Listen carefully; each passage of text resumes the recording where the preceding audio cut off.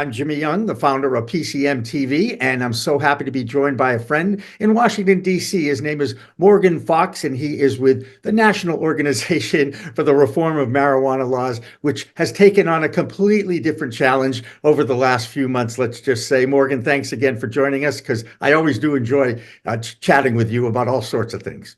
Thanks for having me as always, Jimmy. All right. So the last time we spoke, you talked about the challenges of making federal cannabis reform a reality in a Republican-controlled environment. How's that going? Well, right now there's not a whole lot going on at the federal level, and this goes back to something that we've talked about on a number of different sessions about the priorities. And obviously, right now, Congress and the White House have a lot of priorities that are way ahead of the list in terms of when they're going to get to them. Then cannabis policy reform, and I think that this is kind of the battle that we're looking at going forward. That if we do not raise the priority of this issue, it's not really going to get addressed in the near future. So definitely want to talk to you a lot more about exactly how that looks and what it's looking like. But so far, we've only seen a handful of bills be introduced at the federal level. We've seen a Veterans Access bill be introduced, and we have seen a bill that would prevent businesses from being able to get 280E relief, even if cannabis is rescheduled. So a little bit of a mixed bag. And on top of all that, you now have Terrence Cole in charge of the DEA, a devout prohibitionist. Is the rescheduling movement completely done? Is it going to stay at Schedule 1? I know that you can't answer that question right now, but it sure seems like the goal is to keep it where it is. Well, I think that was always the DEA's goal, under Milgram, and I'm assuming under Cole. Once Judge Mulrooney halted the proceedings for fairly legitimate reasons, there was clear evidence of collusion between DEA management and opponents of the proposed rule, most namely groups like Project Sam and others, and there was certainly a questionable process when it came to choosing who the witnesses would be for the hearings. So, I mean, these were definitely things that were problematic and should have been brought to light.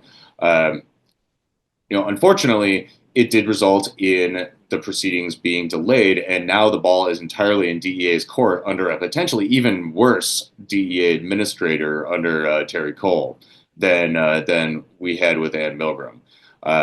This is a guy that still believes in the gateway theory, that has tried to tie cannabis use to mass shootings, completely unscientific, and has been a lifelong drug warrior.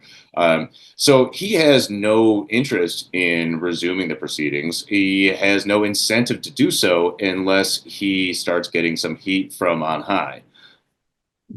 Exactly. And perhaps the man that is on high in the White House, President Trump, wants to be a hero in some capacity, live up to what he said on the campaign trail, but he hasn't even mentioned the word, nor did he even point out the fact that Mark Fogel, the prisoner that came out of Russia for possession, who was at the speech, his address to Congress, I don't know, I think it was this week. It's been a long week, and didn't even mention the word cannabis or marijuana in that. So it's not a priority for him, and he had an opportunity and he didn't. However, he's driven by ego. And I just wonder if that is the thing. If he really wants to be a hero to the 70% of Americans who want this plant legalized, could he still pull it off? Well, we're in kind of a similar situation when it comes to administrative actions regarding both the scheduling review as well as any other potential changes that we might want to make that are within the purview of administrative power. Things like changing the requirements for ATF notification if you're buying a new firearm, and like no longer having to note that you are a medical cannabis patient or something of that nature. I mean, there are a number of things that the administration can do unilaterally.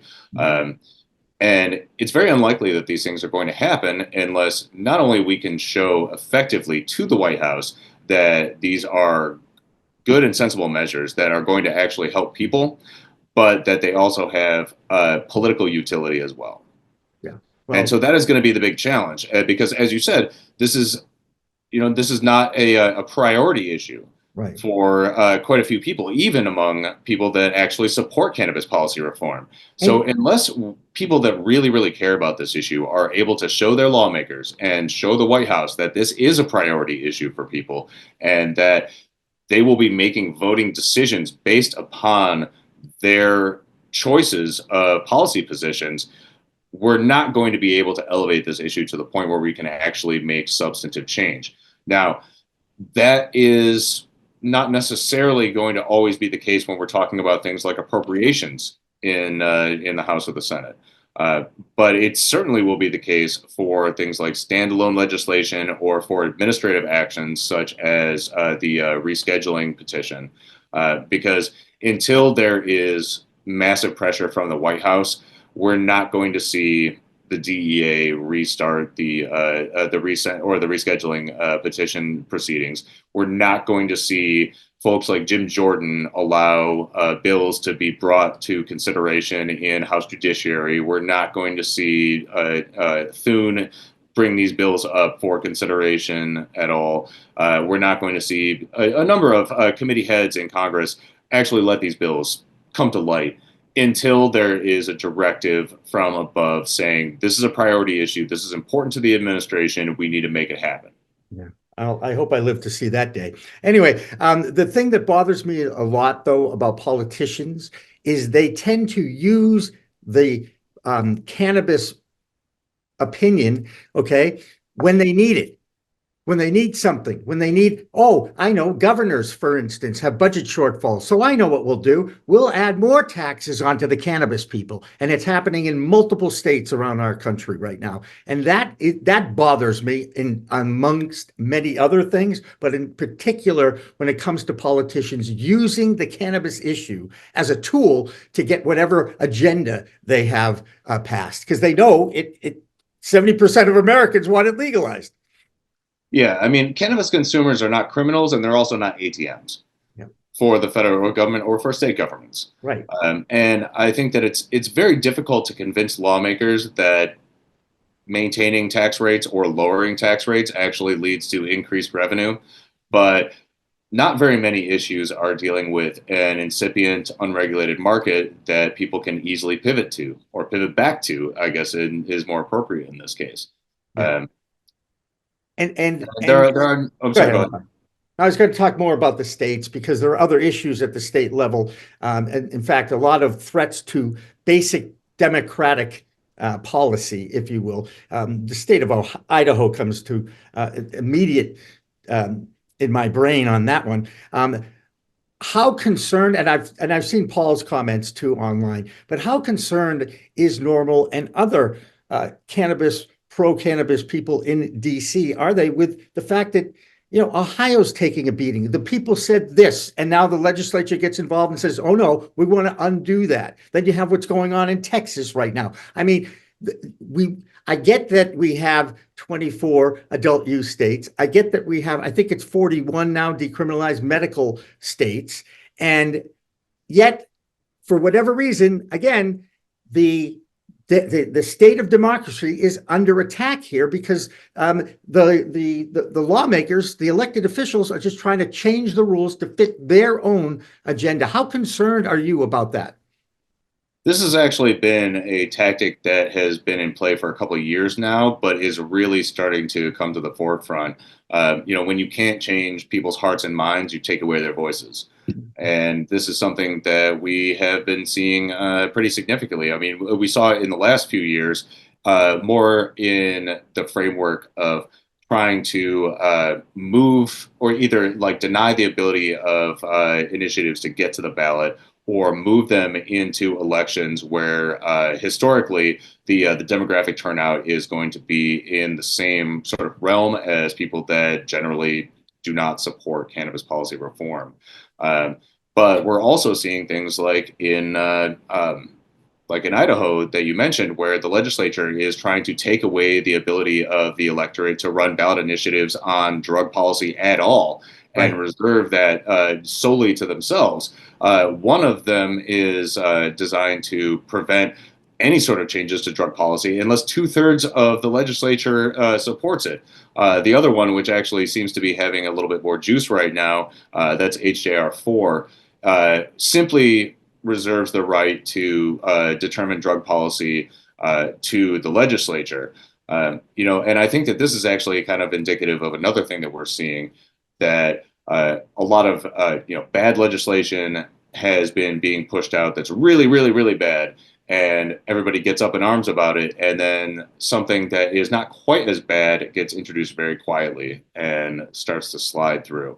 And so this is, more dirty tricks that we're dealing with here.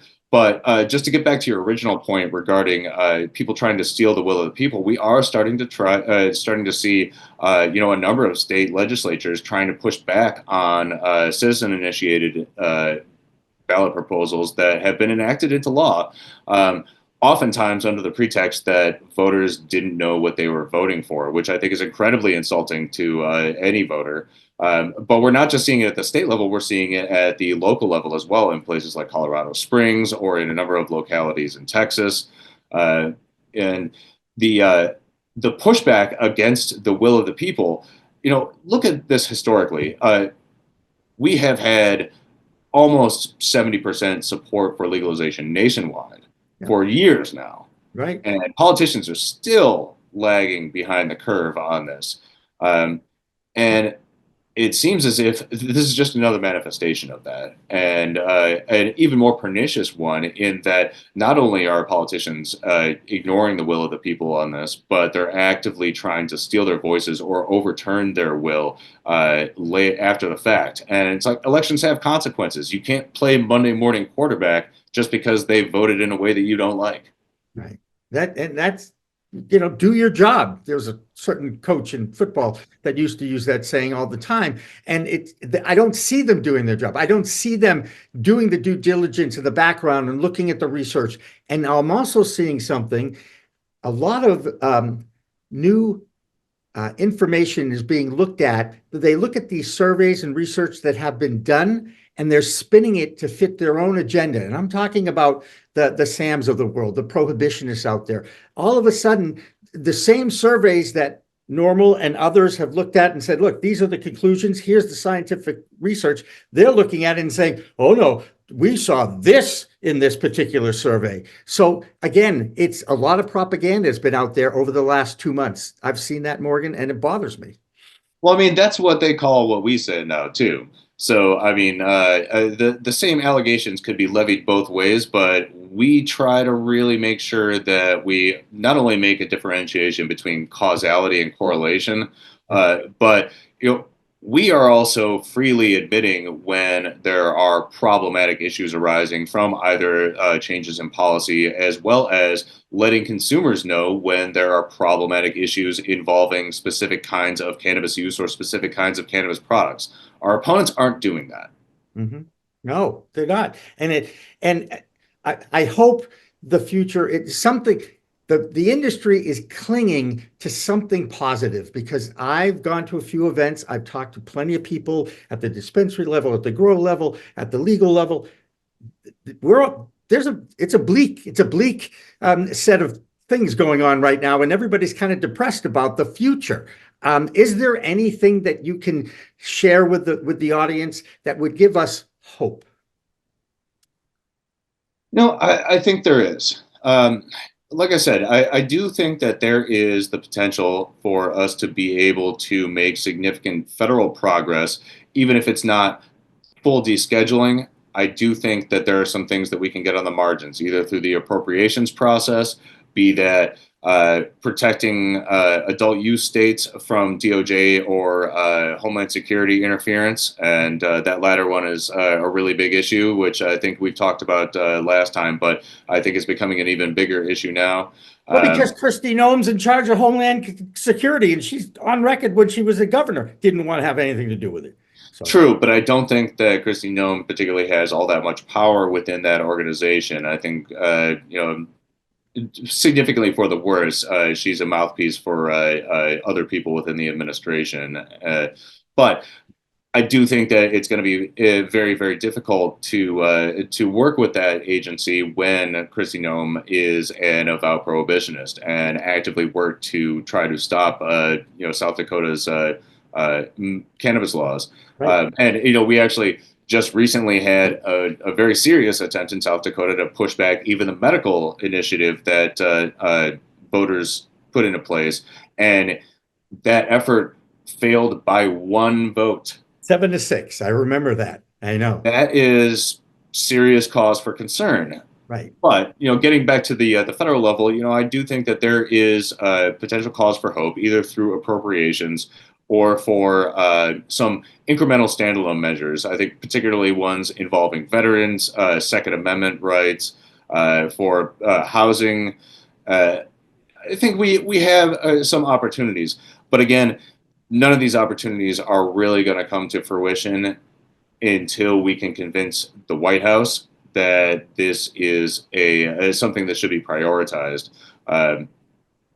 No, it doesn't leave the possibilities out, but I honestly think that that is going to be the key to getting either standalone incremental legislation or major appropriation shifts accomplished in the 119th Congress, or for making things happen at the administrative agency level. Yeah. And again, it goes back to, if you want change, and I'm talking about this for all citizens, if you want change, the vote still is powerful. If you don't like what your representatives are pushing through for their own agendas, then vote them out. It's the only tool anybody in a democracy has. But I still, even people are upset at the fact that, oh, what does my vote matter? They're going to do whatever they want anyway, whatever the lobbyists tell them to do, whatever way the wind is blowing. It bothers me that they're just not doing the research and looking at the overwhelming evidence about this plant. And again, Morgan, I love chit-chatting with you because I do feel better now, a little bit anyway, that there is some kind of hope. There is movement, and people like you and the other lobbyists down there in DC, just let you know we're here to serve you in whatever capacity we can, to give you a professional voice, if you will, in the public. And let's keep this thing going one way or another, and let's make it more positive, please. Is that okay? I do appreciate that, and along that vein, if I can steal a couple more minutes from you, I do think that we have a lot of potential for moving things forward in the state level as well. Not just pushing forward better and more sensible policies for either decriminalization or expungement in states where there is still prohibition, but in improving things for cannabis consumers in states where things are already legal. And I think that this is when we're talking about national politics, a lot of people that care about cannabis policy who currently reside in legal states kind of divorce themselves from the political process when it comes to cannabis policy generally. And that's really unfortunate, because the pendulum can and does swing back. And we've seen that at both the national and the state level. And so it's important that if you care about these issues, or if you cared about these issues before legalization in your state, you continue to care about them afterwards. Yeah. And I'm also starting to see medical programs come under fire too. And that's really not fair to those who do depend on this plant to help them through their cancer treatments, or their epilepsy, or their Crohn's disease, or any of the other diseases and diagnoses out there, that the plant has helped those people. And again, I'm just hoping that somehow, some way, somebody whispers in somebody's ear to just make it happen. Decriminalize it federally. Put an interstate commerce tax on there so that everybody can get a little piece of the pie. The pie's big enough. The problem is people want a bigger piece than they really should be asking for. And that, again, goes to ego and control and power. And those are dangerous entities when it comes to governing in a democracy. At least it used to be a democracy. We're more of a republic now. I get that too.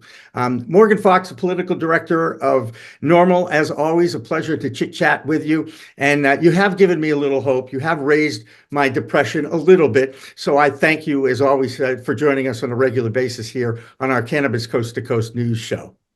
Thank you very much for having me, and highly recommend everybody go to normal.org/act for ways that you can contact your lawmakers, both in support of legislation to improve the rights of cannabis consumers, but also to oppose some of the efforts that are being made currently to roll back your rights and the rights of people that you care about.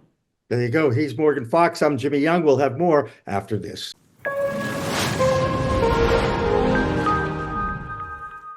I think I messed up. Did you know there's a place that covers all the cannabis news you need? Welcome to Pro Cannabis Media, your go-to for all things cannabis. PCM is the CNBC of weed, bringing you the latest news and talk shows with a twist. We've got 16 state correspondents and multimedia journalists from around the US and Canada. Hey everybody, it's Brandon Jones with Big Green Distribution with the Missouri Cannabis Report. I'm Karen Black from Greenfinger Consulting with the Arizona Cannabis Report. I'm Amy Carter from Michigan Weedsters. Andrew Behringer here reporting from Washington, D.C. Debbie Fazy with the Canadian Toke of the Week. It all started back in 2018 when founder Jimmy Young kicked off the In the Weeds podcast. His mission? Documenting the fight to end cannabis prohibition. Fast forward to today and we've got Cannabis Coast to Coast with Elena Pinto, delivering the nation's only TV-style cannabis news show. Hi everyone, welcome to another edition of Cannabis Coast to Coast, PCM TV's weekly roundup of industry news from California to New York. I'm Elena Pinto. As of August 2024, PCM has racked up over 1.2 million views and 14.5 million impressions on our YouTube channel. With 15,000 subscribers and growing, our reach is spreading like wildfire. PCM's website, YouTube, Rumble, Discord, Roku, Twitch, Spotify, iHeartRadio, Apple Podcasts, and even our very own PCM TV app. Get your cannabis news fix with Pro Cannabis Media. We're here to keep you informed and entertained. Stay tuned and stay lifted.